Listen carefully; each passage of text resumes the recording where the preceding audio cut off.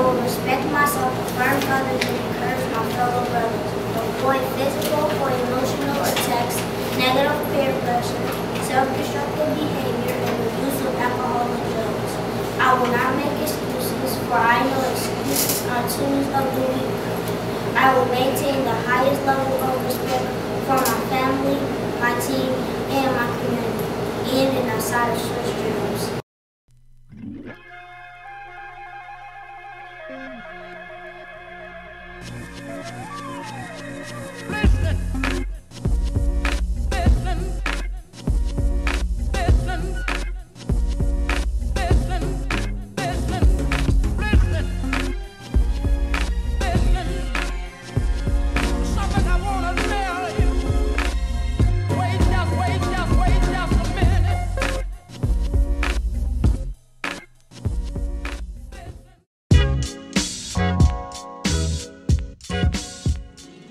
Well, I think the biggest thing was that we did 2 locations this year.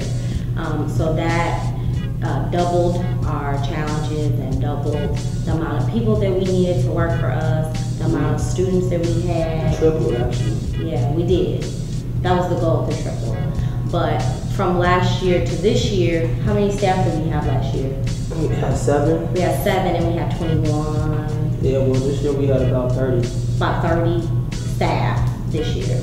We did a lot of more curriculum development so that what we were teaching in the classroom had an effect on what we were showing on the basketball court. What was in language arts had an effect in math and vice versa. So this year, like she said, we tripled our staff, we tripled the amount of students that we accepted, but with that we tripled the amount of headaches that we had as well. Because not only did we have to manage students, now we're having to manage young adults, many of which this was their first time ever having a job. So that presented, you know, a lot of challenges. And it wasn't one type of problem. It was, you know, kids coming in with lower reading levels, children coming in with extremely high reading levels, and trying to place them into their proper academic classes. But at the end of the day, the camp was extremely successful. Nobody was hurt. Everything went smooth. But like I said, it was a lot of different things that we're going to take out of this going forward. And then just strengthening like our curriculum, just everything across the board.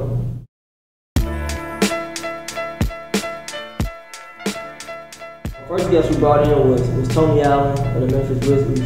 We thought it was extremely important to bring him in, especially with us expanding to the west side, and because Tony Allen is from the community and is also, you know, from Chicago. So with that, and I think it also brings a lot of credibility to our organization, because a lot of kids, you know, they aspire to be in the NBA and of course an NBA player. And Tony Allen, like I said, he brings us a lot of credibility. So when he was able to come and spend time with the kids, off the bat, it gets the kids really excited about the camp.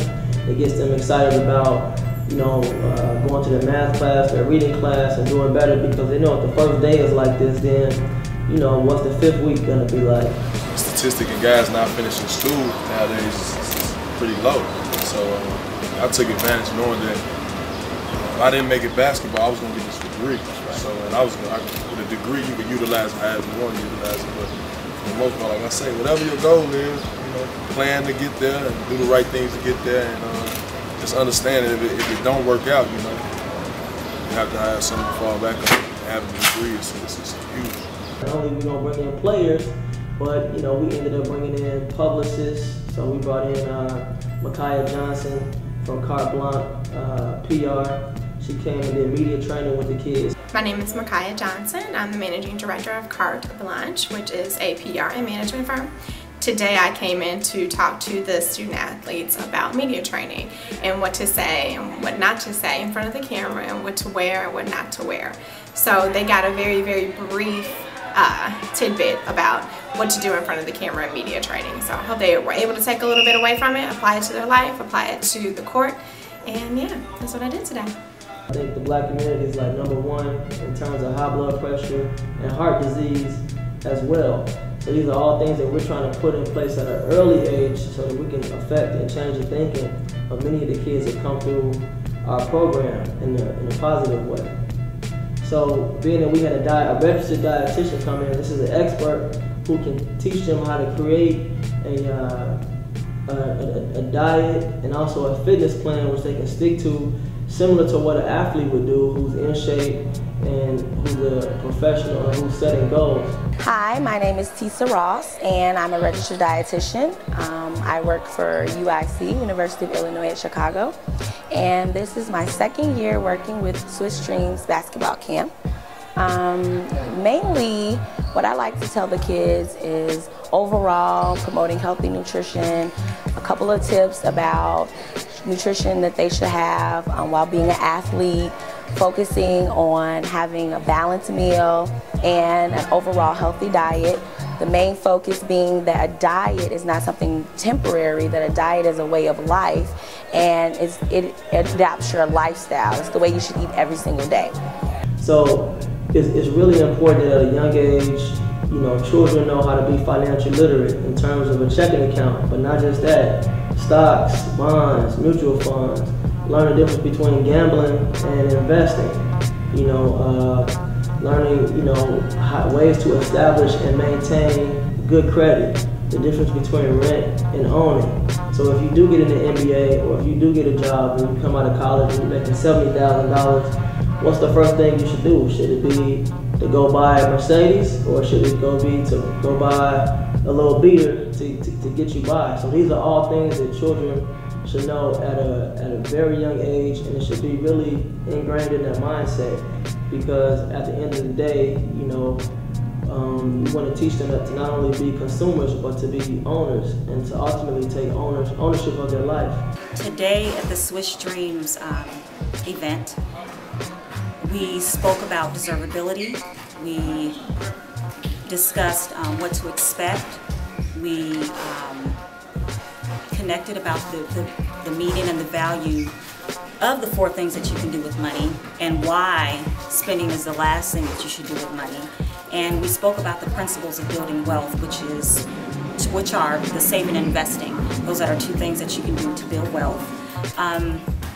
The kids were very much so intrigued, obviously because we're dealing with money, but more so it's important for them to connect with the value of themselves and why is it that they feel like they deserve to have the monies and their dreams come to them. When I'm teaching the Save the Penny for a Sunny Day financial literacy workshops, not only do I touch on financial literacy, but I connect with teaching them about neuroeconomics and behavioral economics, which teaches them about their understanding as to why they spend and their relationship with money, and to support their goals to be able to create that wealth that they desire.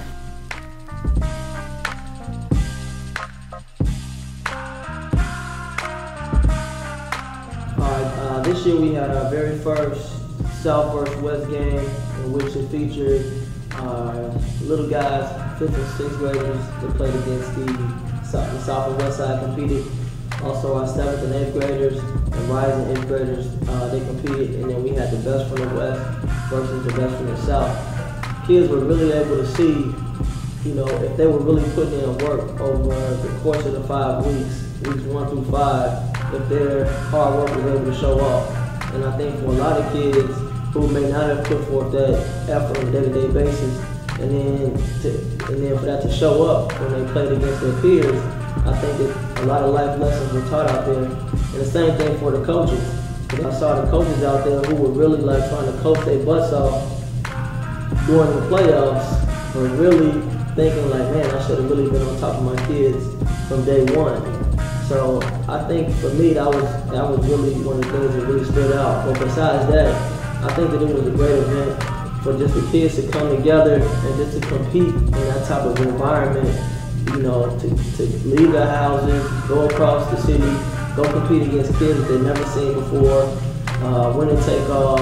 Somewhat of a hostile environment, but at the same time, I think that what it really did, it really brought the kids closer together, because after that, when teams were losing, kids were crying, parents yelling,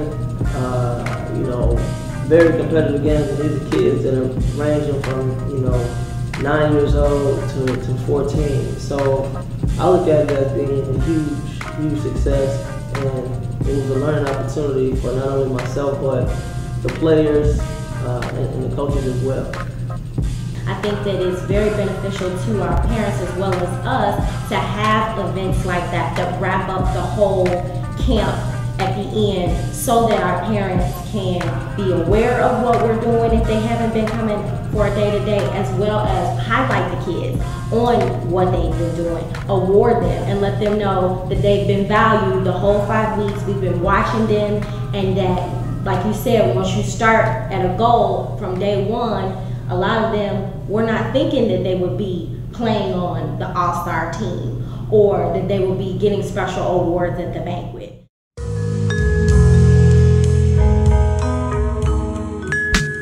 We served kids on the west side. A lot of kids that we served have never been awarded for doing good in math or doing good at reading, academics, and basketball. Yeah, you was good on that court, but a lot of them don't hear you were an excellent reader, so we want to award you for that. So I think that was very important for us to mix the two, as well as combine and show that we are one camp. Although we had two sites, Swish Dreams is one organization. When I go out with this shirt on from the west side, and you go out with that shirt on from the south side, ultimately I know it's Swish Dreams. You are all in one and the same. I think the banquet was phenomenal for a number of reasons. I think that any time you can be put on a pedestal and celebrated amongst your peers is good. So I think that it was good for that standpoint for the kids. And like Ken said earlier, it was good for the kids and for their parents to really see the work culminate with the banquet. It was good for us to see the kids that spoke.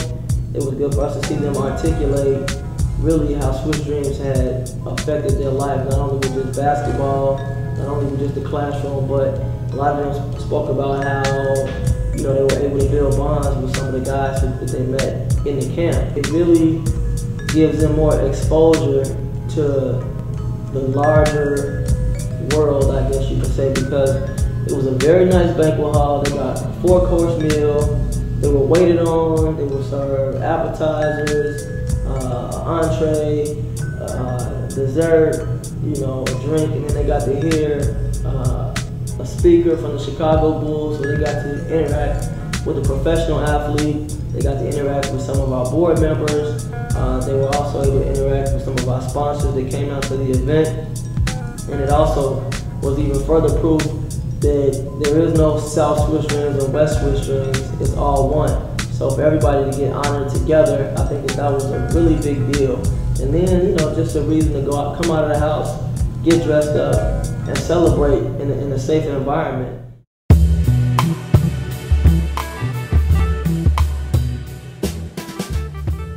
One of our biggest strengths in the organization is our parents. We have some very, very supportive parents. We have a nice retention of parents that have been with us through summer camp and have stayed in contact with us through the entire year. This year we decided for the banquet to honor parents that were very supportive, as well as some of the staff that went above and beyond. And I will say that some of our staff this year did take the extra mile. We did have some staff members, some coaches, bring out some of the kids that were not fortunate to have a bus fare to travel all the way to the banquet, or parents weren't able to take them to the banquet. The kids got to see that they're part of something big. Yeah. It's not just a shirt and some classes and a basketball. Like this, it's really big. So I think the kids got to realize that, especially with a lot of the emotions and stuff that they share with us. That's what it's about. We're only as strong as the kids that are with us. We're only as strong as the parents that are with us. We're only as strong as our board. We're only as strong as our supporters. We're only as strong as the community.